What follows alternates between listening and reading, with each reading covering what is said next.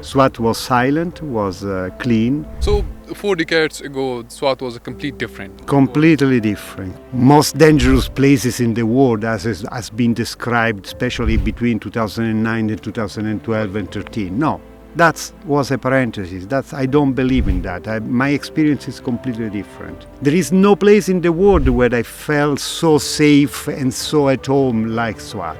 I mean, Swat was like the dreamland. Rice was introduced in Swat coming from China. That was something which changed radically the Swat economy. That Swat was probably one of the most important, in terms of agricultural economy, most important place in South Asia in the past. Swat is probably the largest and best rice producing area in the entire subcontinent. We have a claim that the Buddhism spread to the world from the Swat.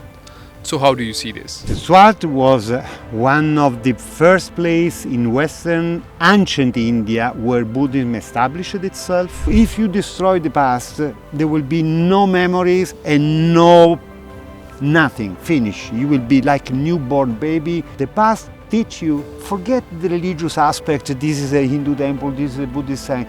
That doesn't matter. The richness of the story, the stratigraphy of the story, the wealth of these magnificent ruins which are visible everywhere, like your jewels, the jewels of your crown. I was dreaming to have all these lands preserved and protected for the future.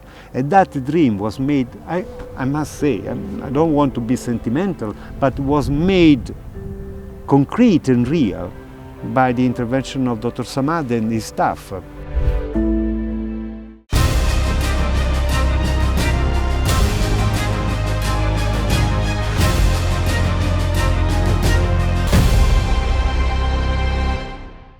Hello everyone, I am Sohail Asghar. Today we will be not talking in Pashto, not in Urdu, we'll be talking in English because we have a very esteemed guest in the valley of Swat. We have Dr. Luca with us, all the way from Italy. He has been here from last 40 years in Swat. What he is doing here, we will be talking to him about his life and the work he has been doing from last 40 years. Welcome Dr. Luca to our podcast and thank you so much for giving us time. Thanks for having me today. Thank you very much. It's very unusual that you find a person in this valley that he has been spending like 4 decades of his life. What will you be doing here? When did you come here? I'm an archaeologist, of course. Okay. You have already introduced this fact. I'm an archaeologist, and archaeology means a person who is researching the past in a very special way through digging, which means excavating soil and exposing ancient structures. Archaeology is a very difficult task, is a very cooperative work. Of course, all the work that I've done here in Swat would have not be possible without the support of my colleagues, of the local workers, of the community around us, around me and around us. So, digging is my work. Okay. So, when did you find about the richness of the heritage of Swat? And when did you come here to Swat? How was Swat then? And what was your first expression while first visiting Swat? My first visit, I came to Swat the first time was in the 3rd week of September of 1987. Just a week earlier, the Wali of Swat, the last Wali of Swat, had passed away. So I came in a moment when a transition had since long happened, since 1969, but were still the effects and the echoes of that wonderful political and social experiment that the Swat, used to say, state of Swat was. It was a completely different Swat. Okay. We were landing from Peshawar with a Fokker, PIA Fokker in Saidul Sharif airport. Okay. And through the bazaar, through the main bazaar of Mengora, in 15 minutes we were in Saidul Sharif. Just to give you an idea. Now, if you want to go from Saidul Sharif to the Kanju airport zone, right, it would take 1 hour in rush time, right? So right. This is a major change. Okay. Swat was silent, was clean, was the population was less than, I would say, including Buner, Shangla districts, which were later separated, split from the Swat. There were less than 1 million persons, 900,000, I guess. Now we have more than 2 millions. Just Yes. another difference, right? At that time, if you wanted to have to make a telephone call, you had to go to the Serene Hotel, Swat Serene Hotel, and to fix an appointment with these intercontinental calls. Now, in any moment I want to contact anywhere in the world, I can simply switch on my WhatsApp and talk. This is a great difference, of course. Right. So 4 decades ago, Swat was a complete different. It was Completely different. Completely more different. safe, more clean. No, I would say more safe is. I don't want to enter into this cliche that Right. Swat is a dangerous country or Swat is a dangerous region, one of the most dangerous places in the world, as has been described, especially between 2009 and 2012 Right. and 13. No, that was a parenthesis. I don't believe in that. My experience is completely different. How was your experience in My Swat? experience is that there is no place in the world where I felt so safe and so at home like Swat. Even more than in my home country and my hometown, which is Rome, the capital of Italy. So how did you find the people of Swat? Absolutely amicable, friendly, absolutely hospitable, extremely good workers, dedicated, loyal, trustworthy, I would say. It was, Swat was like, Swat, at least at the beginning, 80s, 90s, was like the dreamland. It was a dreamland. Was a dreamland. And now the things are a little bit No, changed. little things are changed. Of course, these non-custom paid cars, there's a lot of industries and companies that has moved here because of the no-tax area. Of course, this is a valley, a mountain valley, which can accommodate up to 1 million persons maximum. Now we have more than the double just on the main river, on the main valley of the region. So the Yeah. results are. Yeah, it's a complete change, and we really appreciate we got to know about your earlier experience. Most of the time, we receive guests now from the foreign countries, so they see now Swat is a very different place. So, coming to your expertise and your work, you have done hundreds of publications, and you have documented these archaeological sites from a very long time. How many publications you have done here? What kind of achievements you achieved in the last 40 years? And I might say that did you write some books about this Swat? So tell us about your journey, that what you have achieved so far in the 40 years. So to date, I have published 230 research articles and books, amongst which we can count almost 11 books. Majority of these books were written, all these books but one were written in English, and the great majority of my research papers were published in English. One book I'm very proud of is a small handbook for archaeological excavation, a guide to archaeology, an introduction to archaeological excavation to Pakistani students. Okay. The title is Digging Up. Has been there are 2 editions already published, and there is also one in 2010 was published by the Afghan Institute of Archaeology in Dari and in Pashto, and introduced to before 2021. All right. Was introduced as a textbook for archaeology officer at the Afghan Institute of Archaeology, published there in Kabul, in both in English, Dari and Pashto edition. So this is a book I'm particularly proud of. Another book which I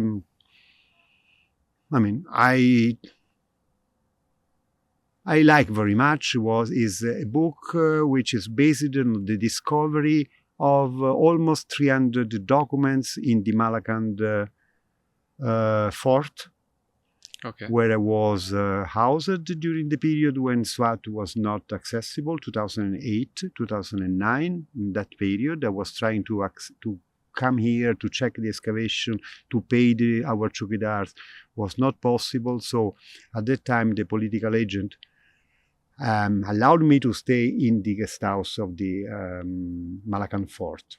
Okay. And then he gave me the permission to put in order the old archives, the old British archives, where I found 3 folders, all related to archaeology. I got the permission to publish them. Now are in the archives, in the provincial archives in Peshawar, and where they contain in original letters, autographed letter by Orestein, Okay. and by all the great masters who have created the archaeology of Malacan and Swat, like Harold Dean, Major Cobb, and many others, including Orestein. And that was published. All my books, most of my books were published here in Pakistan by Sangemil in Lahore Okay. to make them accessible to the Pakistani audience. So how do you see? It's been like I think in 1930, Italian archaeologists first visit Swat. No, 55. 55. 55. So So it's- next year will be 70 years of uninterrupted archaeological work. Yeah. So it's a collaboration between Pakistan government and Italy government. It's been- Interestingly, at the beginning, Swat, when the Italians arrived here, Giuseppe Tucci was interested to find the cradle of the Tibetan Buddhism. Swat was the cradle of Vajrayana Buddhism. This very famous Sadhu Padmasambhava, Guru Rinpoche, was known also the second Buddha, who is revered in Tibet, in Nepal, in Bhutan as a person, like a Buddha. Mhm. He was born in Udiana. That was the name of this region. And Right. Udiana is Swat. Right. So the origin of the Bhutan, Nepalese, up to a certain extent Chinese and certainly Tibetan Buddhism, the so-called Vajrayana school, is Swat. Okay. So this is the reason why Giuseppe Tucci was spent decades in Western Tibet, in Central Tibet, exploring during the 30s. He came to know about the existence of this small valley, Okay. because he found the name of this valley in the Tibetan manuscripts. Okay. Dozens of Tibetan pilgrims from the 11th to the 16th century, even someone even in the early 20th century came to Swat because Swat for them is a kind of a holy land. Okay? Saying that, it's interesting to note that when Professor Tucci established here the mission and asked for a license to the Department of Archaeology in Karachi, Pakistan, Right. Swat was not part of Pakistan, right? Right. Was an independent or semi-autonomous princely state ruled by this enlightened family, the Mianguls, who did a lot of whatever is you see in Swat, the best things, I would say, because of this very happy moment of the Swat history. The Valley of Swat. The Miangul period. Okay. So the problem with this license was that the Ancient Monument Preservation Act, which was the British law inherited by the Pakistani government after the partition, was not applicable to Swat. Okay. Right? So we have this very strange situation where you have a Pakistani government which has issued the license for the excavation for a foreign mission which is working in a princely state where this law is not applicable. Okay. So one of the first things which Giuseppe Tucci did after receiving the license in October 56 was to convince Ataullah Khan, the chief secretary, and then the court and the Wali to accept the Ancient Monument Preservation Act be extended to the Swat. Okay. And that was an important a move of a paramount importance. Okay. The first result was that the Italian excavations were completely put under a legal framework. Mm-hmm. The second point was that the Pakistani law, that was the first Pakistani law which was introduced to Swat. Mm-hmm. And the third implication was that the Swat Museum, which was established in 1963, was the first Pakistani public building ever built in Swat was nominated by Karachi and not by the Wali. Inayut Rahman Saab was the first curator, and he was nominated by the Department of Archaeology in Karachi. Okay. You know, this is something, you have the combination of intelligent people on one side Right. and intelligent people on the other side. Plus, we had this wonderful guy who was F.A. Khan, the first director of the Pakistani Department of Archaeology Federal. The combination of Tucci, Wali Saab, and F.A. Khan made a triangulation from which resulted all the effects that you are still seeing today. So what you have achieved, and specifically if we talk about the archaeology and the excavations, the discoveries, we cannot summarize it in a simple words because it's a lot work had been done. Okay. But for the public understanding, what you have done still now, let's start Italian in chronological order. Yes. For example, Yes. Neolithic time, Northern Neolithic, when there was a moment of climatic optimum, end of the third millennium. Rice was introduced here. We found evidence of this. Rice was introduced in Swat coming from China because the variety which was introduced as already domesticated rice, there were no wild rice here in Swat, was the Japonica variety, which was the one coming from China. And from China came rice and also the special blades or tools which were used for harvesting the rice. That was something which changed radically the Swat economy. Why?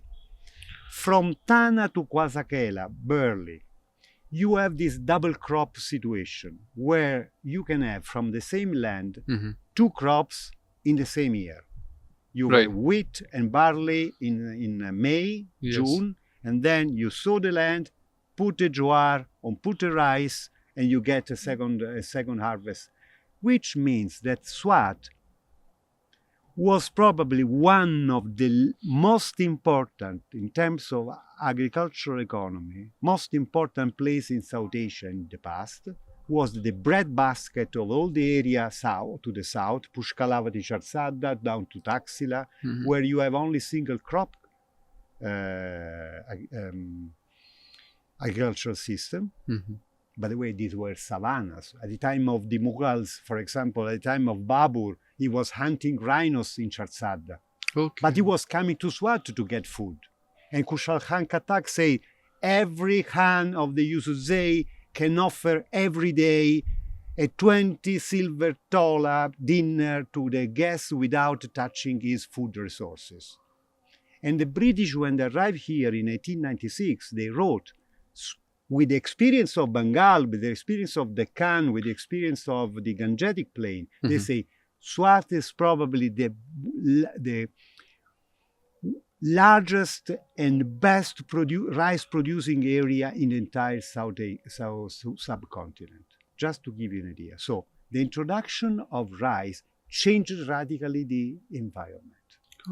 Swat started becoming, along with Kashmir, which share the same atmosphere, environment and conditions, was probably one of the richest, most areas in this part of South Asia. Okay, number one. Second, the Iron Age period. Okay, we have this invasion from Central Asia, which is documented by DNA, by archaeological excavation, plenty of graveyards, thousands of individuals has been excavated, individual graves has been excavated. These people were coming from the present day. Bactriana means across the Amudarya, between northern Afghanistan and the Aral Sea, in that very long strip of region. And they arrived here, and they, according to linguists, according to many scholars, they might be those who introduced the Indo-Aryan languages in this region. We don't know if that is true or not. Being an archaeologist, I believe in concrete things, in concrete evidence. But you know, the genetic, the formation of this specific DNA, which was associated to these people, was mathematically reconstructed as being formed 2,000 years earlier around the Caspian, the coast of the Caspian Sea, between the Caspian and Aral. Okay. So these people were coming from this region. Okay, this is a so-called graveyard of Swat or Gandhara grave culture, has been excavated by the Italians, by the Pakistani, Professor Tani, and so on. 1200, 800 BC. Then we have the evidence of the Achaemenian period here, Okay. here in Barikot, the Mauryan evidence. Ashoka left his inscriptions in Mansehra and in Shabasgari, but we have two major Buddhist monuments here, one in Butkara and one here in Barikot, Right. mid 3rd century BCE, which means these are amongst the earliest archaeological evidence, physical evidence Okay. of the expansion of Buddhism, very far away from its region of provenance, which is between Nepal Nepal and India up to here. Okay, and this apsidal temple here in Barikot, which has been discovered 3 years ago, is is a discovery of a paramount importance. Butkara 1, Gulkada they call it now, Gulkada. is an extremely important site, was a sanctuary which was visited until the 13th, 14th century, although was in ruins. By whom? By Tibetan pilgrims who left the description of this sanctuary in their manuscripts, which were found by Professor Tucci, were in the monasteries in Tibet when in the 30s. So you see, it's like a circle. Then we have the Indo-Greek. Yes. Indo-Greek were Greek adventurers who came here, coming from Bactria, from northern Afghanistan, where their cities were mostly, I would say, threatened by the invasion of Sakas, Scythians, invaders. They moved towards here, and they were extremely active in constructing fortifications like the one in Barikot with this Acropolis, and they left plenty of coins, typical Greek imitation, local imitation of Greek pottery, and so on. The most famous king of this Indo-Greek period, mid-2nd century BCE, so Ashoka was mid-3rd century, so a century later the Indo-Greeks. We are putting aside Alexander. Alexander the Great came here in the end of the 4th century. But this is another story. We have evidence here. Basira, this city, was the Basira of Alexander the Great. Who fought many battles here, right? Many battles. One battle here, then went up to the Mount Ilam, the Mount Aornos, then Massaga. Massaga, the capital of these people living here, this confederation was Mingora. Now it's definitely proved. Mingora was the capital of the Assakanian Confederation, which was defeated by Alexander the Great. But Alexander, after, married the queen of the Assakanians, and they had a baby who was born here in Swat, whose name was Alexandros, I think. I don't remember exactly, but let's see. No issues. Let's keep this Alexander. But Alexander is a reality. He was here. He was here. Then we have this boom of the Gandharan art, architecture, spread, economic boom, which was occurred between the 1st century BC and the 2nd, 3rd century AD. Okay? Okay. So we're 4 centuries of an incredible expansion in any aspect. Art, architecture, Gandharan art was born in that very period. Hundreds of monasteries were founded here, and so on and so on. The reason is that there is also a climatic reason. That was the so-called Gandharan optimum, the moment when the climate was at its best. And that was a global phenomenon because that Gandharan optimum corresponds perfectly in terms of chronology to the so-called Roman optimum, which was also one of the causes of the expansion of the Roman Empire. Okay. Because climatic optimum means a lot of food, right? And those who are ruling the best producing area for food are ruling the world. Okay. Like today, who is ruling, who is producing oil and possessing the land where oil or rare earth or whatever, or copper, or they are ruling the world. I mean, Right. the economy of those who have access to the resources Okay. has an impact on the global history. So this region has all the richness, according to the Absolutely. water, the agriculture, the atmosphere, the beauty. Then all the aspects lies here because many of the civilization, around 7 civilizations, came here in different decades, and they have fought battles to have this land. And because of the richness of this land. Later on, what about the Kushans? They are the most politically rich and economical rich era. So how do you recall it? How do you find the evidence of that era? Okay, Kushans were not the people, not the population number one, were Okay. a dynasty, okay? Okay, Kushan dynasty, right? It was a dynasty, so were a negligible number of persons who were intelligent enough to rule the country, I mean, their own empire, from southern Uzbekistan to Mathura and to the Gangetic Plain, including Gandhara, of course, through proxies, through allies. Okay? What did they have? In which way they made this system working? Because they were the only allowed to issue coinage. So throughout the entire Kushan world, from Uzbekistan to India, from Kashmir down to Rajasthan, everybody was using Kushana coins. Okay? And they were using not for the market, were using mostly copper coins, which was an incredible smart invention because copper has less value than silver and gold, right? Right. So you can issue as many coins as you want. Right. Okay, like as the modern states do with the paper currencies. Right. Okay? Right. You understand the point? Yes. The Romans, at the same time, they couldn't issue the number of coins they needed because they were issuing coins on the basis of the treasure. Okay. We have a tot of gold, we can issue tot of coins of gold. You understand? Right. While the Kushans were much ahead. They already invented the paper currency system by using copper. Okay. With copper, they could issue as many coins as they wanted. There was a need for an investment, issue coins. Okay. Despite or regardless the treasure that you have. So the concept of money came from Kushan's era. Yes. Before them, the Shaka Scythians have already established that. But for example, the Indo-Greek were using silver.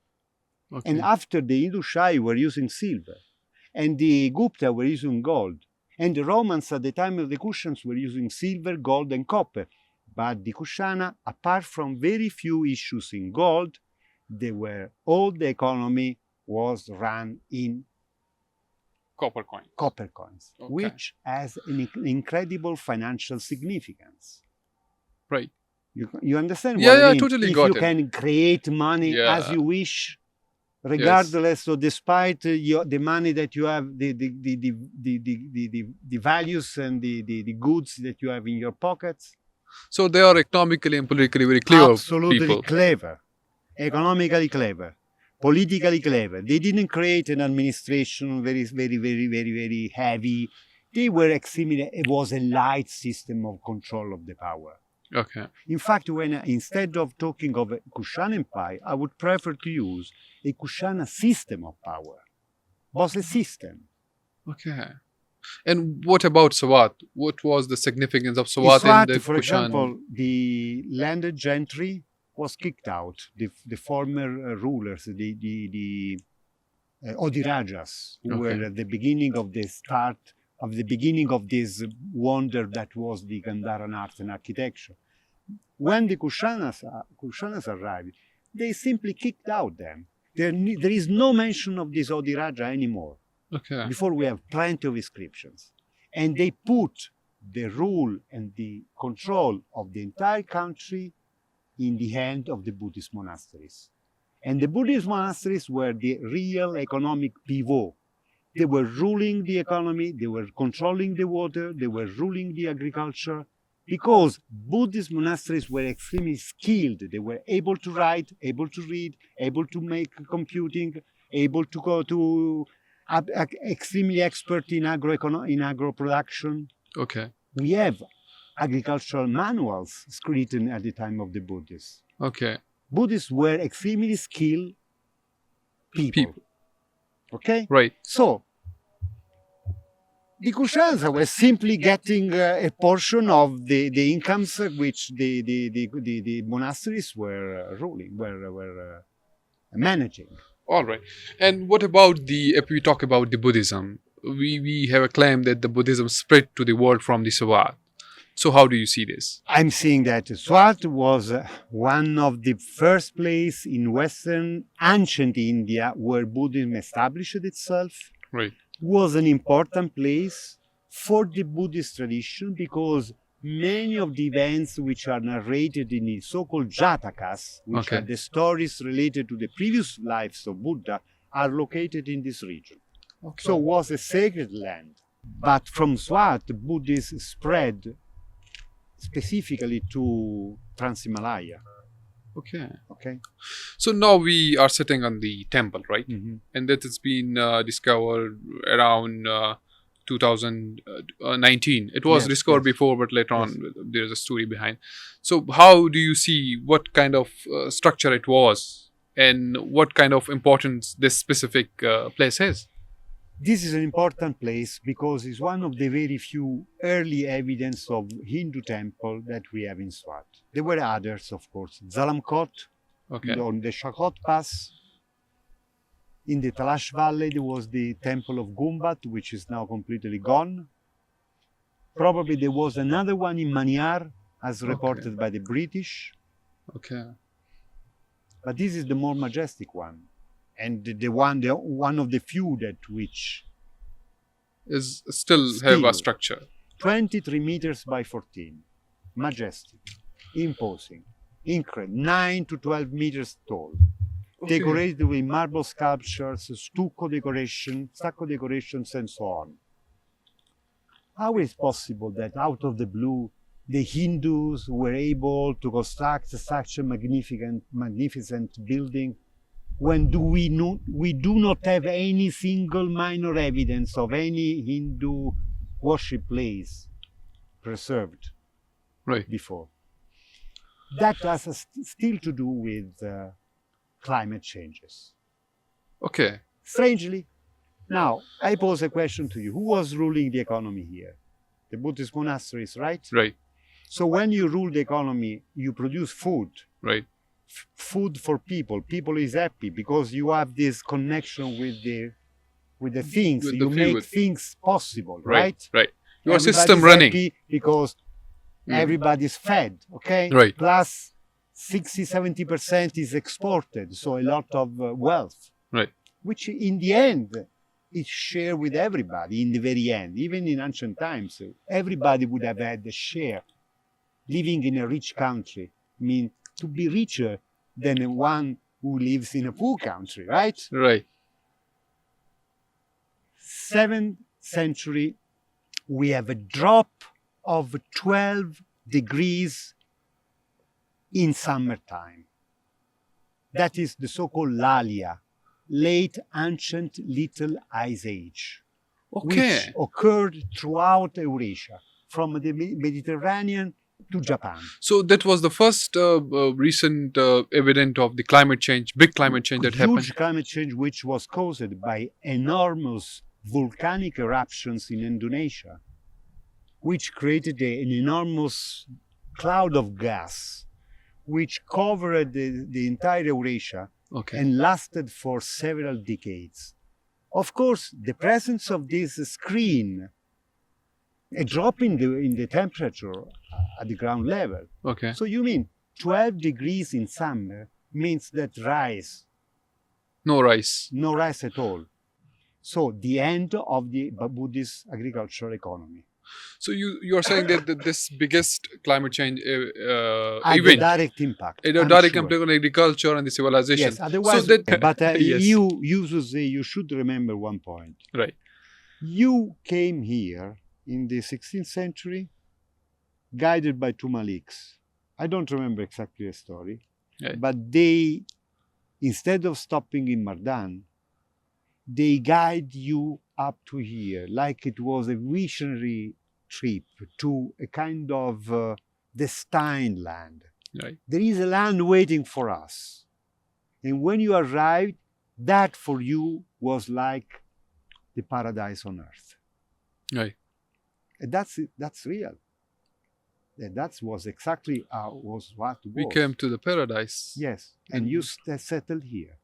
Yes. Other Pashtuns went to India, they moved. The Pashtuns are very, very much on the move.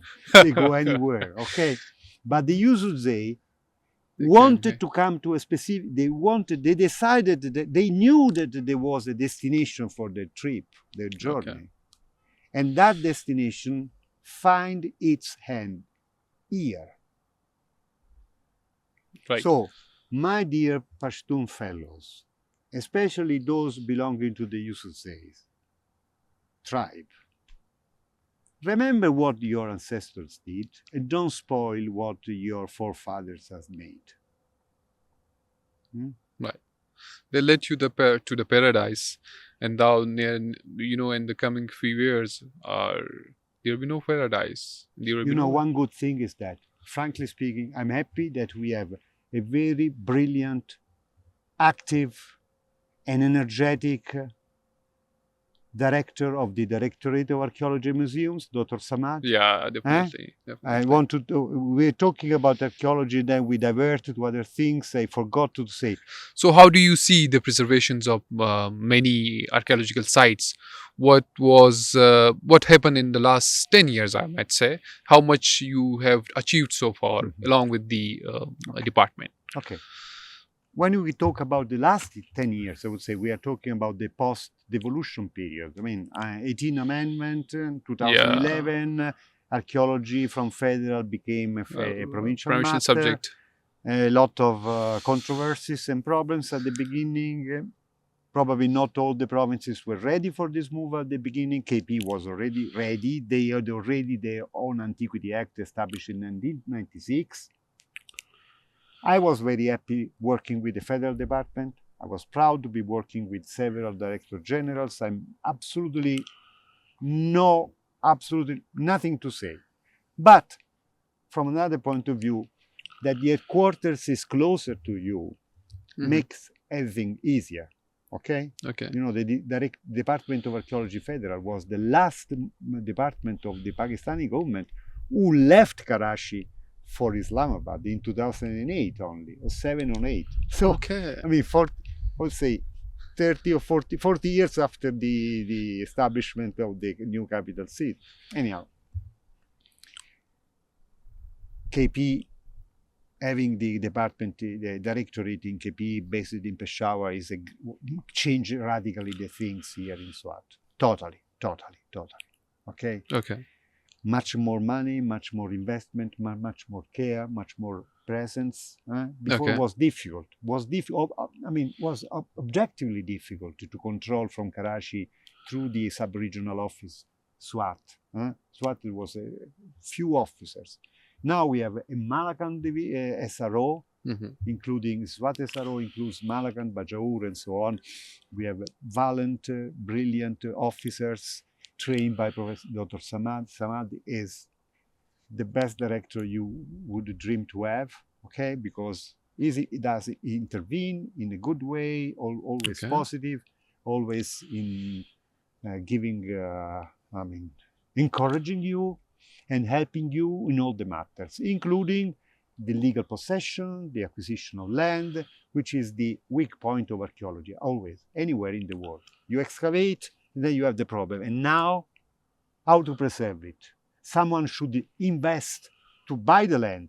And this is, for example, that was KP government has made. For example, The hugest acquisition of land in one single moment was done by Dr. Samad and KP government in 2019, by acquiring Barikot, Amluktar, Abasepshina, Gumbat,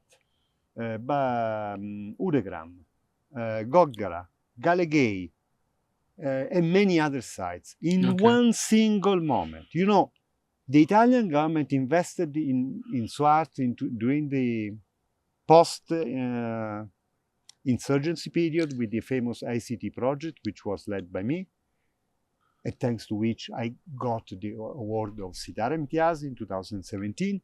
But the Italian government invested $2.5 million, okay? Okay.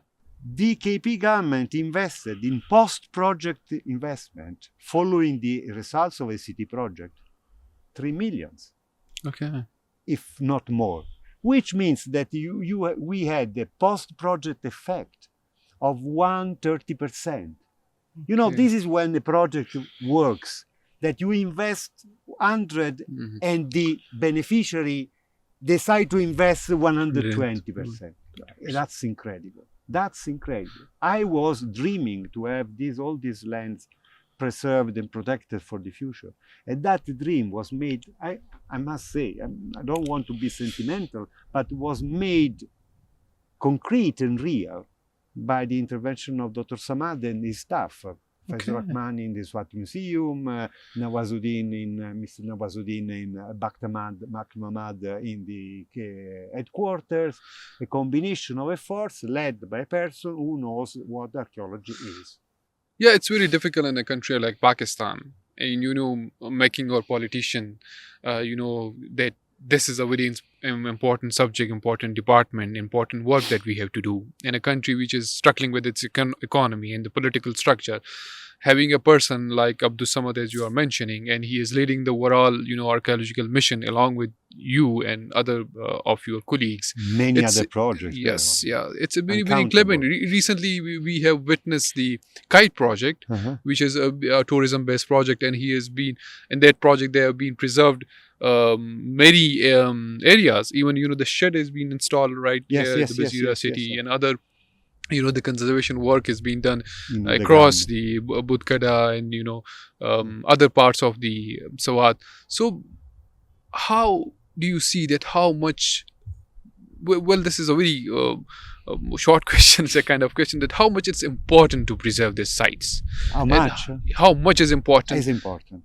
I mean, it's important, that's it, period. It's important because without these things, everybody, every civilization, every culture, every country, everywhere in the world will precipitate in the barbarism. Because the knowledge of the past, the past is your father. Do you listen to your father? The past is your grandfather. Is still alive? Right. Do you listen what your grandfather says to you? Obviously. All the advices. Yes. Why? Because he lived here. Because the past is the master, the teacher of the present. Okay, if you destroy the past, there will be no memories and nothing. Finish. You will be like a newborn baby, and as a newborn baby, you can have a temper. You decide to do this, to do that. The past teaches, pay attention, this can be done, this can be dangerous, don't do this way, don't touch the river. The river has a story, the river has its own temper. The river every 12 years can act like an evil, in a very, very strange way, and that can be dangerous. Right. So the past is this, and plus, you know, for the new generations, to be proud of their own land. This is a fact, to be proud of their own land. Now, in fact, this is one of the effects of the ACT project, Kite project, all the projects that came after the ACT, is that people is now much more aware of the importance of this land and are much more aware of their own heritage. Not in the sense Forget the religious aspect. This is a Hindu temple, this is a Buddhist shrine. That doesn't matter. The richness of the story, the stratigraphy of the story, the wealth of these magnificent ruins which are visible everywhere, like your jewels, the jewels of your crown. And the good thing is now the KP government was one of the first to understand that archaeology and ruins and heritage is not a burden. Before it was perceived as a burden. We have to spend money for this canderay. We had to spend money for this mass of piles of stones. On the dead things. Yeah. Now people is understanding at federal level also. Of course, throughout the country, but KP was a kind of pioneer in this regard. But also the federal government. Don't forget, because they were directors like Abdulazim was the last one, and the Fasaldat Kakar before, who were really, they understood this new trend. Heritage is not a burden. Heritage is an asset. Okay? Right. An asset can be transformed in money. Through which means tourism. Religious and tourism. Now, every Pakistani, I mean, there is a new trend, the new Pakistani middle class is growing everywhere. Everyone has a family with a car, they live in an apartment, completely different environment, right? They have a job, they go for vacation, and they go for vacation where? First they visit, they travel. Okay. Okay? So there is a huge demand of tourism, I mean, from the domestic tourism. Right. Plus, Swat, Buddhist, these keywords are so attractive for all the countries where Buddhism has been or still is part of the national identity. China, you have billions of people living there, so these are all potential tourists coming here bringing money. Okay, and that's. But the foreign countries have developed their sites so much beautifully that they are earning millions of dollars out of it. We are at the beginning of this. And now the government has done a lot of work. I do see here the problem is that whatever the state do or the state is doing, it's really important that people take ownership of these places. And and they have to climb these places as their own. If they protected the local community around this place, they have the better understanding of this place and they take ownership of this, then it's the right way to preserve it, to not let the other outsider to come here, to have sometimes we have seen the people coming, running on these sites, exploiting it, putting stones on it. So it's a very small incident that's been happening. Small and minor, but still the people are really getting accepting day by day due to the role of the government. And as you mentioned, there are also examples. For example, Barikot was preserved thanks to a person, which is not me. I'm just the executor of the digging, okay? The person who allowed us to execute this work, besides Dr. Samad, who put the legal framework around everything, was Arshad Khan. Arshad Khan is a Khan from a very relevant family of Barikot. They owned this one day, a large part of the lower city. Right. And they were the first to allow us to work here. Arshad Khan has let us working here for... we are leasing this one day since 1996. Okay. Who is Arshad Khan? Arshad Khan is the current Secretary Information. I know him. And he was really kind of enough that he do understand the importance of this work. But his example in the old system, the example of the Khan was transmitted. Down. And our workers at the beginning were happy to work with us because they were happy to do something for which Arshad Khan and his family were happy too. You understand? And then these initial conditions was extended. Now we have workers which are ready to do any moment, any excavation. They are super trained, super aware, absolutely. They even created their own archaeological guide association. because they understood the The potential. the potential. Yeah, definitely. We have recently seen a very So increase in the tourist. Example. You need example, good persons, examples, humans who rule the department in the right way, good set of rules, plus good archaeologists. I belong to the last part. No, it's all about your work that has been you've been doing in the last 40 years. For us, it's sometimes we don't see your potential.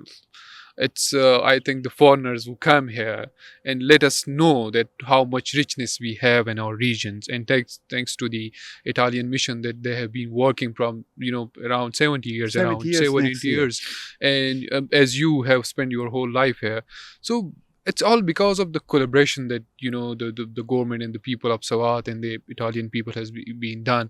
And as you see that the heritage doesn't belong to any nation, any specific people, it belongs to the whole world. Of course. And the whole world is responsible to preserve it. So it's a very good example for the world that we have this kind of collaboration, and it will be going on. And we recently have seen a very increase in the tourists coming to Swat in the last few years, that the peace has been almost restored, and this is a very huge potential of religious tourism in Swat. We have been seeing the sites of Buddhists in China and other countries, and they are earning millions of dollars out of it. If the government continues this work that have been doing, and the public take ownership, and the people come here, so it will be a very groom industry. Of course. And the work you have been done is a very less now. Mhm. You have a lot of work to do. Mhm. If a lot of revenue comes to the archaeological side, you do have a lot of teams, there are a lot of documentation working in excavations, and that can explore new horizons. I would prefer not use the term religious tourism, Okay. because someone can be not happy with this. Okay. And they might have also their own rights. Okay, Yes. I would say cultural tourism. Cultural Okay. tourism. Okay. Culture includes many things. Philosophy, religions is part of the culture. Okay, it's part of the Okay. culture. And one thing is okay. The other thing, yes, the department should grow in order to accommodate the needs. Now the more excavations is done, the better it is. Mhm. For this, you need expert people, expert archaeologists, but you have a lot of young people, young students from universities. They expect only to be trained and work, right? Yes. Because there is a huge demand for. Yes, definitely, The rate of unemployment is pretty high, and Yes. archaeology can be a small, give a small, minor contribution to reduce the unemployment. Okay, Obviously. one thing. The other thing is that tourism is okay. We like tourism. I'm Italian. We live on tourists, but we know that tourists has to be Yeah. curbed. Okay, which means they should know where they are. They should respect the environment. They should respect the cultural environment, the existing cultural environment, as well as the real culture. I mean, the natural cultural environment. Tourists can be like grasshoppers, Yes. when they arrive onto yeah, to a field crop, of rice, to a crop, everything is that's gone. vanished. So, we want them not acting like Mm. grasshoppers, but acting like responsible one. responsible guests. Responsible guest. Yeah, because the environment, the atmosphere, it all belongs to all the communities. If it's coming from the foreign country, it's coming from the far-flung area of our country, the heritage, the environment, it comes on our whole responsibility as a community responsibility. We have to take care about it, because every action has reactions and Of course. and a very greater impact. We see is that we put this shopper on the street, it doesn't count. It really counts. Can I ask you publicly on this podcast? In Italy, we are producing plastic shoppers are banned. We were the first country in the European Union to ban the plastic shoppers. Okay. But plastic shoppers do still exist in Italy. So how? Because these plastic shoppers are made with the leftovers of the maize production. They are Recyclable. recycled, but are made of maize, are totally organic, but looks like plastic, are resistant like plastic. Okay. So Pakistan has a huge maize and wheat production. Whose byproducts can be utilized to produce these bioplastics, Obviously. which you can put these bioplastics in your land, Right. and after 3 months it's gone. It's like manuring, by the way. Okay. I think but it's a very interesting thing that we have to do. And as we are growing and we have seen this, If I were a Pakistani, I would say, if I were a Pakistani entrepreneur, I would invest in these bioplastic shoppers. But Right. the government should, at a certain moment, when this production is going on, is on the rise, they should ban the plastic, the other plastic. Obviously, that should have been done a long time ago. And if after our civilization, I think archaeologists, when they dig after the 500 years, There will be might the find plastic plastics generation. and plastics No, and no, plastics. no, that will be the plastic generation. Plastic civilization. In the future, we say Iron Age, Bronze Age, Stone Age, Bronze Age, Stone Age. Right. But there is a lot of Iron Age is very long. Then we have there will be the Steel Age at a certain Yes. moment, and now we are living in the Plastic Age. Plastic. You Which have is- found a good treasures, Yeah. in the kind of art and architecture and a lot of learnings from the past civilizations. What our our coming civilization have to learn is just all about plastic. No, but I hope that this will things will be change. just Things a will change. small parenthesis. Plastic, Yeah. is on less than 60 years. That is. When I was a boy in Italy, there was no plastic at all. Okay. No plastic at all. Just buckets and basins were made in very solid plastic, but no plastic bags, nothing. So Okay. in my experience, it's just, I would say, I'm 63, probably 40 years that plastic is omnipresent everywhere. So 40 years is nothing, it's just a parenthesis. Okay. We are still in time to stop it. Yes, we Okay. need to stop it. Thank And- you. Eh? The light is gone, Yeah. and you are also leaving the country. Thank you so much, sir. My for pleasure. Your, It was a very wonderful it's- conversation. It's a really extreme honor to give me time to have a discussion right here, Mhm. to witness this beautiful river and have a conversation. And we are very much thankful on the behalf of whole Swat, on the behalf Thank of you, Pashtuns. likewise. We are really honored to have you in Swat. Me too, to And be your guest. We really proud to have you and the work that you have been done here in this Whatever country. you say, likewise. Thank you so much, sir. Okay. Again, thank you for having a beautiful conversation with me. And yes, when you come back after your visit, we will have another conversation. Okay. Right Promise. here. Right Promise. here. Right. Thank you. Thank you so much.